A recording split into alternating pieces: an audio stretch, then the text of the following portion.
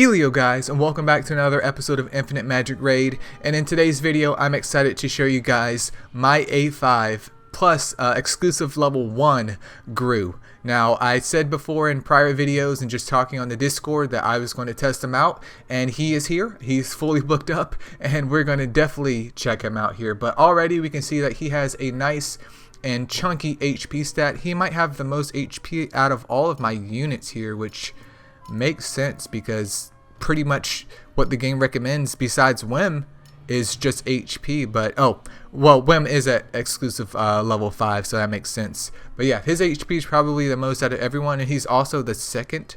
Yeah, he's the second over here in terms of level. Not sure why. Is it because his power? Yeah, so he's technically by power definition. But let's go ahead and quickly take a look at his skills first. I'll show you guys my equipment and then also show you guys where you can use them at. But let's take a look at these skills. So first skill, which is his basic attack. It deals X amount of damage based on Gru's max HP. So the more HP that you have, the more damage it should do. And it also helps to restore some HP back to him, which is good because due to his passive, he will be taking damage. And unfortunately, this cannot land a crit, which is sad because I feel like a lot of damage potentially is lost because this move cannot crit. Like, I don't know. It's just something very bizarre about that move. But I understand though because it is a basic attack. But yeah, whatever. Moving on to his second skill though, Giant Wood. I know what you're thinking. We're not going there. But anyways, this skill right here restores all allies HP by 12% of Gru's max HP. Fully booked up, this goes up to 15% of his max HP, which is, you know, a decent chunk. And you guys can see too that since I did have a copy of him at exclusive level 1, Giant Wood, I know what you're thinking, additionally grants 1 layer of heal to all allies for 2 turns. That's nice, but also doesn't really, I wouldn't say it's not beneficial, but it doesn't really seem that like super duper hyped, if that makes any sense. Like, I had a Gru copy, but he still feels, you know, we'll get there. But moving on to his passive skill, this is where things get a little bit dicey with him because it says that Gru grants ally protection to all allies for 1 turn at the beginning of each wave, and then he also casts it at the beginning of his turn. So basically every time an ally has ally protection up there and they take damage, Gru's going to get hit too. This means that Gru can get slaughtered if he's ever, you know, facing units like Marge or Nid Rogue, for example, where there's a whole bunch of AoE. Slackdo, Oakman, all of those guys. Because if you're hitting multiple units on the team that Gru is on, he could get plastered with damage. But I will say though, his damage mitigation, at least with the update that we got right before Global, is a lot better. And then over here for his ultimate called Heart Tree, this increases Gru's max HP cap by 25% for 2 turns. Then it also deals damage by 46% of his max HP to a single enemy. Once again, this is kind of tied more to his basic attack too, of where his damage is scaled off his HP, which on paper seems amazing, but since it also cannot crit, maybe it feels a little bit lackluster, at least in my opinion here. But the whole consensus of Gru is making sure you get that ultimate off because that also ties over there into his basic attack and can kind of help prep him with the ally protection. But let's go over here to his equipment and I'll show you guys what he's rocking. I mean, spoiler alert right here, he's rocking a double tenacity set because it has not only HP, not only tenacity, which lowers the crit damage that your character takes because he's going to be getting hit quite a lot, but also the effect resistance. So hopefully no one that he's facing can stun him or crowd control him, etc. Still going to happen here though. But yeah, I just went with double tenacity because I predominantly only use mine in PvP just because of science here. So that was my whole theme of doing this. But we can take a look at these substats. These are all trash. I won't lie to you guys. Nothing amazing there. This one does have a nice spread of HP rate, defense rate, and then a little bit of effect resistance. These guys over here, defense rate, once again kind of trashy rolls. Then over here there's HP rate, and that's pretty much it. So I will tell you already, one of the main things you want to focus on is even though he has a lot of HP, don't forget about defense. So if you can get really good defense subs, then I highly recommend putting that on him because think about it, he's literally going to be taking damage every single turn even if he's not directly targeted. So if you can mitigate that damage even by a small margin, that's going to, you know, bump up your numbers for quite a bit as long as the battle goes on. Because he's always constantly taking damage. More defense means less damage, easier to heal him, etc. here. Taking a look at the artifacts though, We got all kinds of HP. We got HP rate, a little bit of defense rate too, really helpful there. We got some speed, not really important in this scenario though, because with a dirt nasty 1020 speed stat, no matter how much you pump that bad boy up, it's still going to be very slow. So speed, you know, in theory definitely seems nice, but I wouldn't focus on it too much here. Like this one right here, he has some speed up there on his second artifact. There's effect hit, doesn't really matter because he has nothing that effect hit is useful for. And yeah, overall definitely I could replace this with hopefully something a little bit more defensive to help mitigate more damage from him. And then on the last one too, another HP one, plenty of HP rate up there, a little bit of speed, crit rate and mastery, totally useless for him, but I could slide that over to hopefully a different character here. So once again, I would focus his subs purely just being maybe HP and defense.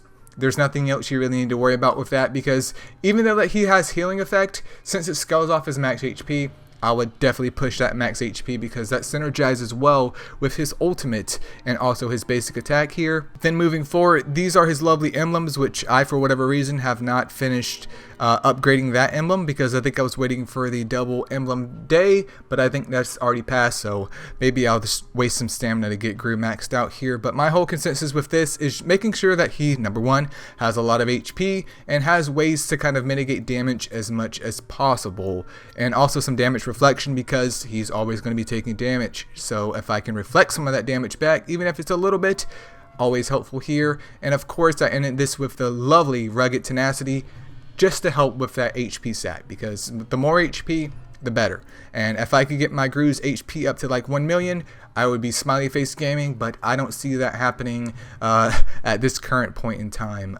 Aura wise though, he is rocking the extra recovery aura, which says he restores his self HP by 18% of max HP after casting a skill. This is great in terms of making sure that he's healed and topped up, and I find that this is fairly helpful, not only because you get the benefit of him restoring his own HP as he naturally does, but you also can get the added stats from the attack rate, defense rate, and HP rate. So even if you have crappy auras in your characters, you guys, make sure you throw something up there, because every little percent can count and definitely help you as you go through Infinite Magicraid here. But with all of that out the way, let's go ahead and try him out in PvP, and we can talk about him there. Alright, so the battle just started, and you guys saw right there, he went ahead and casted Ally Protection just as soon as the match starts, because that's one of his selling points. If you ever see those two hands up gripping each other, that means Ally Protection has went up, and he's like saying, hey squad, I got your back. If you're taking damage, I'm getting hit too. But let's go ahead and see what this bad boy can do. So of course, I'm going to get Sia prepped up because it's Sia, of course. If you guys haven't seen her spotlight, feel free to check that out. We'll get Slackdo out here to do some damage as well. And then he did his lovely little healage right there, I do believe. But yeah, because you guys can see that procced up right here. And now we're going to go and see what damage he can do. So this is going to be his ultimate right here, which scales off of his max HP, of course. And then it also raises up his HP, which is very helpful for his basic attack too. So what I'm going to do is hit Marge, and let's see how much it'll do. That did almost 400,000 damage. As a defender, I will say that that is not a very bad number whatsoever here. But one thing about Gru is that you guys can see right here with Sia's HP currently and Slagdo's HP, also Gru's HP, that he's not reliable as like the only healer on the squad. Technically he isn't even a healer, even though part of his kit has healing properties to it, because he is a defender here. So what we're gonna do next is get Luna going here. We'll get some raw healage up in there, and let's see how much Sia can do with a crit. So, I mean, Gru almost hit, not, you know, as much as she did, but Gru hit a nice chunk of damage for, you know, a defender, I would say for sure. We'll get Slackdo going. We got some heal action going too. Let's see how much my Gru can heal for, actually. That was 200,000. You know, that is honestly very helpful. Really depending on what units that you're rocking him with, for sure. Is my HP buff still up there? It looks like it's still up there. So let's see how much his basic attack will do. I mean, that wasn't bad. That was like, what, 70k, even though he's not strong against Taff? Yeah, not super amazing damage from his basic attack. So the main selling point with this guy is the ally protection going on. basically paired up with his ultimate. Depending on what threshold or whoever that you're fighting, if they're DPS, Gru could potentially knock them out, which is great, especially as a defender here. So I do feel like you can use him offensively and defensively. You guys might be surprised with me saying these numbers right now, just because I normally just run PvP on auto. He's been part of my squad for science, and I haven't really had too much issues with him. It's just one of those things to where if you're running a defender, you kind of expect something spicy to happen, but since I'm so used to running like attack units in terms of PvP, that the battle lasts a little bit longer than I anticipated, but I still don't lose. Like, nothing really changes other than just the time spent on auto here. So Gru is definitely a very particular character, but let's go ahead and finish this off here. And I do wish that they would show the damage of Gru. Now, I will say, like, campaign-wise, I don't really see a need to kind of invest in him on that level, just because you can get through the campaign as long as you have a dedicated shielder, a dedicated healer, and 3 DPS, or 2 DPS, and then 3 supporters. You don't necessarily need a defender for that type of content here, but let's slide over to the lovely Tower of Mark. And he's part of the red mark as well, and you guys can see right here, I'm rocking Gru, there's Sigmund, Wim, Magus, and also the lovely Catherine. So not much damage because it's literally just Sigmund right here, but I guess if you didn't have Magus like built up, you could try and run Gru in there as your, I guess, reliable healer. But once again, kind of do remember that he's a defender type. So like, his usage for me is predominantly just PvP, and honestly, because he's A5 and I've done all of this investment with him, he has to be part of my red Tower of Mark squad, just because. I mean, I don't really have anything else, as you guys can see right here, other than Maguire, who I'm also working on hopefully in the future for some science.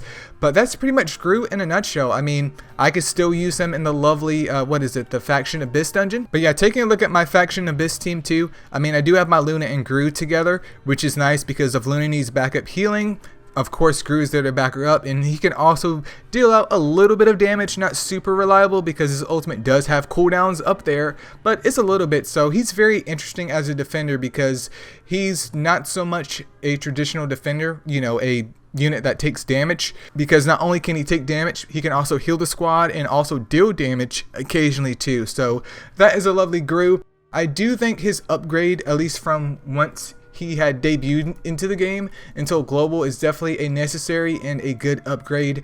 I think he may need a little bit more slight tweaking to get him there, but I would say as a defender, he's just a solid unit if you know how to use him and if you really know where to use him at. But that's pretty much it, you guys. I think Gru is a decent defender. I don't feel regretful for investing into him after you guys have hopefully seen his damage. Thank you guys so much for watching. Subscribe if you haven't already, and hopefully, well, I'll see you guys in the next one. Peace out. Infinite Magicraid. Play to slay.